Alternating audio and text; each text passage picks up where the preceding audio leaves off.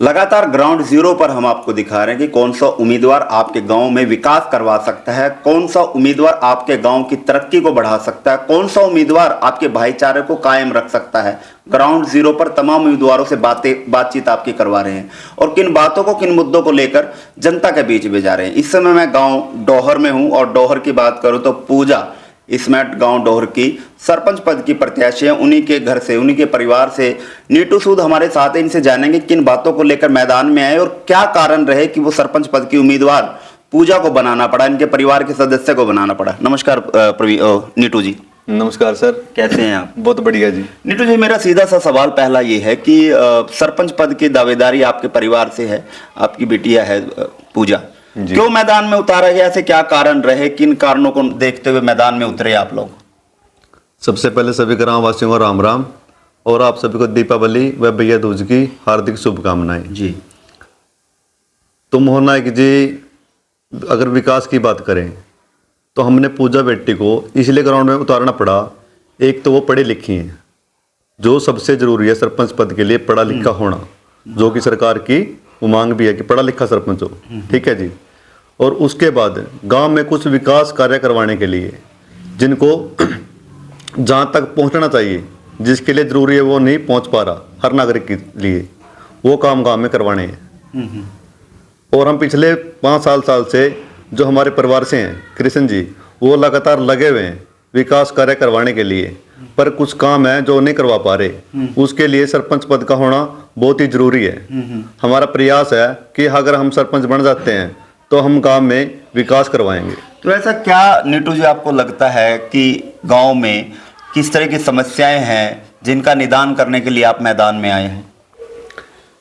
अगर बात करें शिक्षा की तो वहाँ पर भी बहुत कमी है। जैसे इसकी शिक्षा की, स्कूल में टीचर की कमी है, वो भी देखी जाती है। स्कूल में हमारे स्कूल का वो, गांव की बात करें तो पानी की व्यवस्था खराब है, पीने का पानी जो। बाकी बहुत सी समस्याएं हैं जिनको लेकर के हम मैदान में उतरे हैं। नीटू जी, और भी उम्मीदवार हैं, काफ़ी उम्मीदवार जो है वो आपके गांव डोहर से सरपंच पद के उम्मीदवार हैं। वो अपना घोषणा पत्र लेके लोगों के बीच में जा रहे हैं, तो आपका घोषणा पत्र उनसे कैसे बेहतर होगा? किस तरह से लोग आप पर, आपके घोषणा पत्र पर विश्वास करें और किस तरह से आपके विश्वास पर लोग आपको वोट करें? देखिए, जो कुछ अगले प्रत्याशी हैं वो घोषणा पत्र लेकर जा रहे हैं कि हम सरपंच बन के ये काम करवा देंगे, वो काम करवा देंगे। लेकिन मोहन नायक जी, हम पिछले 7 साल से लगातार गांव के लिए प्रयास कर रहे हैं और हम पिछले कामों को लेकर गांव के बीच जा रहे हैं। तो हमने पिछले 5-7 साल में कुछ काम करवाए हैं, जैसे कि स्कूल में सेट का निर्माण करवाया, रिचार्ज बोर लगवाया, ट्यूबवेल की मांग थी गाँव में, उसको पूरा किया। बहुत से काम ऐसे जो पिछले 5 साल से लगे हुए हैं।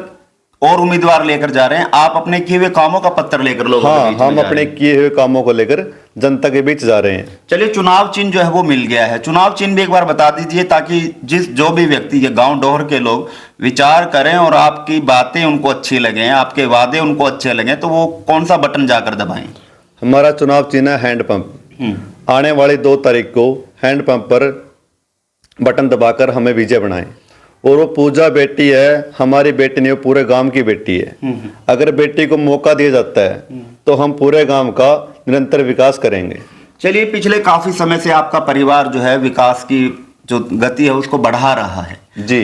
और अब आने वाले समय की अगर बात करें, अगर गांव डोहर की जनता पूजा बिटिया को आशीर्वाद दे देती है तो क्या काम आपने सोच रखे हैं कि गांव में इस तरह की विकास होने बहुत जरूरी है? जो पहला काम होगा वो शिक्षा के लिए होगा। गांव में उच्च शिक्षा का काम किया जाएगा ताकि बाहर जो लड़कियां होते हैं, जैसे उनको बाहर जाना पड़ता है पढ़ने के लिए। कुछ जो है हमारे गांव में 8 तक का स्कूल है, लेकिन लड़कियों को आगे पढ़ने के लिए बाहर जाना पड़े तो परिवार पे रोक लगा जाती है, क्योंकि बेटियों को नहीं पढ़ाया जाता। तो हम काम करेंगे कि गाँव में ही ऐसी सुविधा हो कि लड़कियों को गाँव से बाहर ना जाना पड़े पढ़ने के लिए। और भी गाँव के बहुत से काम है जी। जैसे गांव है तो शादी के लिए जगह नहीं है, क्योंकि गांव में ऐसी जगह नहीं होती है। और गांव में ऐसा भी नहीं है कि सबके पास इतना पैसा हो कि वो पहले से में शादी कर सकें जी। गांव में रहने वाले लोग हैं, तो गांव के चारों कोने पर ऐसे सामूहिक केंद्र बनाए जाएंगे कि गांव में किसी को ऐसी परेशानी ना आए, दिक्कत का सामना ना करना पड़े जी। तो क्या स्वास्थ्य को लेकर भी और पानी की निकासी की व्यवस्था भी आपके गाँव में बहुत ज्यादा लाचार है? बिल्कुल सर, बिल्कुल काम किया जाए। स्वास्थ्य को लेकर भी ऐसा कुछ ना कुछ प्रावधान किया जाएगा कि बार बार बाहर के चक्कर ना काटने पड़े। चलिए, गांव डोहर के तमाम लोगों से क्या अपील आपकी रहेगी और लोग क्या तय करके आपको वोट करें? मेरे पूरे गांव से यही अपील है कि इस बार हमें सेवा का मौका जरूर दें। हमने पिछली बार भी हम इलेक्शन लड़ चुके हैं, पहले भी, और हमारा परिवार आज तक हम सरपंच हमारे परिवार से नहीं बना कोई।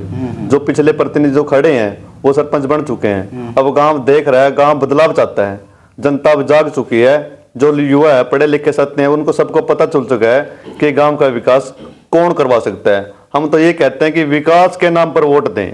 अगर आपको लगता है कि हाँ ये बंदा विकास करवा सकता है तो आप उसको वोट जरूर दें। नीटू जी, आखिरी सवाल मेरा आपसे ये है कि जब 2 तारीख को लोग वोट करने जाएं तो क्या जहन में रखें, कोई एक बात ऐसी आप अपने गांव के लोगों को कहना चाहें जिससे ये आश्वस्त हो जाएं, उनको ये विश्वास हो जाए कि हाँ जो पूजा बिटिया है वो सक्षम है अपने आप में काम करने के लिए। नहीं तो जब प्रतिनिधि उनके अक्सर काम करते हुए देखे जाते हैं। जी, जब भी आने वाले 2 तारीख को वोट डालने जाए तो आप अपनी अंतर आत्मा से एक बार एक सवाल जरूर करें कि आप किसको वोट डाल रहे हो। ये वोट, आपका वोट आने वाले 5 साल का तय करता है। वोट डालना ये नहीं कि आपने आज वोट डाल दिया कि हो गया, नहीं जी। एक वोट 5 साल का काम करेगा। आपने ये देखना कि 5 साल तक कौन आपके लिए बेहतर है, कौन विकास करवा सकता है, कौन शिक्षा को उच्च स्तर पर लेकर जा सकता है। गोत्रवाद से ऊपर के, परिवारवाद से ऊपर उठ करे, ऐसा काम करें कि अपने गांव के विकास करने वाले प्रतिनिधियों को चुने। चलिए, बहुत बहुत धन्यवाद Neetu ji. Thank you sir. ये थे हमारे साथ पूजा, जो सरपंच पद की उम्मीदवार हैं, गांव डोहर से। उनके प्रतिनिधि हैं जिन्होंने साफ तौर पर कहा है पढ़ी लिखी शिक्षित कर्मठ उम्मीदवार अब की बार मैदान में उतारी है। और जितने भी उम्मीदवार फिलहाल मैदान में, उनसे ज़्यादा पढ़ी लिखी है। और सरकार भी कहती है कि पढ़ा लिखा सरपंच होना चाहिए ताकि जब भी कोई कागजात आए तो वो पढ़कर उसका निर्णय ले सके, आंख बंद करके साइन ना करे, जिससे कि बाद में बहुत सारे मामले हमने देखे गए हैं। लेकिन साफ तौर पर एक अपील जरूर लोगों से की है कि आने वाली 2 तारीख को हैंडपंप का इनका चुनाव निशान है। अगर आपको लगता है कि गांव डोर की विकास और तरक्की का रास्ता पूजा के माध्यम से अगर तेज गति पकड़ता है तो आप 2 तारीख को हैंडपंप का निशान दबाकर उनको विजयी बनाएं। अगर आपको लगता है कि हाँ ये उम्मीदवार सही है और गांव की तरक्की के लिए ये उम्मीदवार सही भी बैठेगा, तो आने वाली 2 तारीख को हैंडपंप का निशान दबाकर पूजा को विजयी